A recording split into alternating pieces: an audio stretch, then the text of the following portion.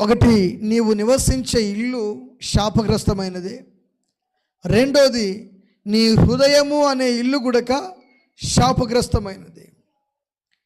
నీ హృదయము అనే ఇల్లు గుడక శుద్ధి చేయబడాలి. ఏది శుద్ధి చేయబడాలి? నీ హృదయము అనే ఇల్లు కూడా శుద్ధి చేయబడాలి. నీ ఇంట్లో ఏది రాగిరేకులు కానీ, నిమ్మకాయలు కానీ, మంత్రశక్తులు కానీ, చిల్లంగితనము కానీ, గవ్వలాడించడము కానీ, పేరు బలాలు కానీ, ఏది నీ ఇంట్లో ఆడించకూడదు. ఇవి ఆడించుట వలన నీ కుటుంబానికి శాపము తగులుతుంది.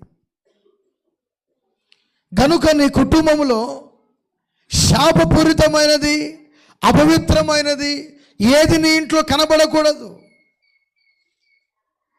రెండోది, నీ హృదయములో నీ ఆలోచనలు కూడా